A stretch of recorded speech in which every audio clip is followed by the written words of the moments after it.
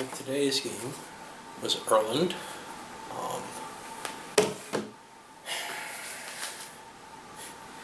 this game has me almost speechless, at a loss for words, as it were. I enjoyed it. There's no question of that. It's got a nice, fast pace. I think it does all the things that I'd want from a Euro, the way maybe something like Carcassonne does, where you can sit down and just start doing things, and it's cool, and you don't have to think too hard. I'm not saying that decisions aren't important. In any of these games, decisions are. But this is a nice, fairly light-feeling game where I don't think you can ever sit there and say, oh my God, what do I do? What makes it so magical that way? Well, a big part of it is the fact that there's hidden information. One player knows where the scoring's going to be. He can't do anything. One player has a couple hints about where it ain't going to be. He can't do anything. It's only the players who don't know where the scoring is, who have no idea about it. All they know is what the person who got to choose might have chosen. But he got random picks, especially early on. There's a lot of options. So there's no way you can really figure out how to optimize or how to even make sure you score. Add to that this sort of almost extraneous piece to the game that's just so beautiful. These and silly looking, these ability cards, the genes. Great little abilities, nicely. It looks like they're nicely balanced. I haven't played enough to tell that at all. But each has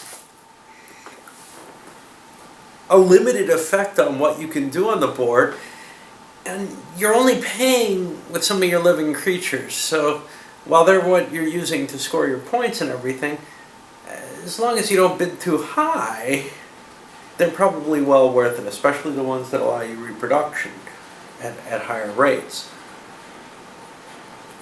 But exercising those cards, figuring out which one is the right one to have at any time. In my game, the red player made a definite mistake. He bought, I'm trying to remember which ones. He bought teeth when he already had eggs. And they're almost the same effect. Eggs allows you to grow new pieces on land, and teeth allows you to kill off enemies. Teeth's a little bit more flexible. Eggs gives you something that might be useful later. There's this intriguing balance between how many pieces you want in your pool so that you can bid when a gene auction comes, and how many you really want on the board where they're actually useful to you. But having tons and tons of pieces on the board doesn't give you anything. We saw with the yellow player, I don't think I actually expressly pointed this out, but he had all his pieces on the board in the ocean and just didn't have the mobility to get enough of them out. The game comes, oddly, the rules are in German, okay. However, and maybe it's supposed to come with 2 copies of rules in English and a German version. I have a photocopy of English rules, but everything else looks like it's meant to be completely bilingual. So maybe I'm just missing the actual English rules, and all I have is this photocopy. Otherwise, components really nice. You know, I mean, your Euro quality map, I think, is beautiful. Almost the reverse side of the map. Now, you know, you gotta wonder about this, but they've got printing on there too, all these fish in things and patterns, you know, fish with ancient fish and fish that made it out of the sea. It's also present on the inside of the box. Really, really pretty picture for me. So you kind of can ask yourself, look, isn't this way, sort of the opposite direction of where you'd expect to go? Not really. If I'm going to look for something that's a Euro, I honestly probably don't want the game with the most thought and balance, this, that, and the other. I mean, Puerto Rico is definitely a good game, but I would rather play this. Why? Well, okay, I can't be certain of that. I mean, because there's aspects of Puerto Rico that remind me very much of 18XX. Something like Phoenicia is definitely way too much headache for me to play. I like Imperial a lot. So I'd say across the spectrum there are ones that I'd pick out. What do I like about this so much? This is why I'm at a loss for words. It's really hard for me to say. I mean, there must be many, many games that are similar or maybe not in terms of the mechanics or whatever, but in terms of they're fast playing, they have hidden information perhaps, and a lot of other mechanisms that I say I like in this, but that I probably wouldn't like as much. And this is where I can't tell you. I mean, I don't think it's just the theme, although the theme is so cool. Looking at these pictures is so cool. It's like a Tom Wham game, I mean, you look at something like that and you say, I want to play.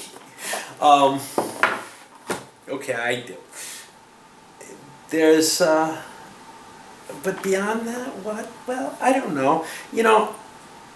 If and it's well tied to the theme in the sense that the cards really, they match what's going on, and you feel like you've actually got fishies crawling up from the sea or something. It could be a war game too.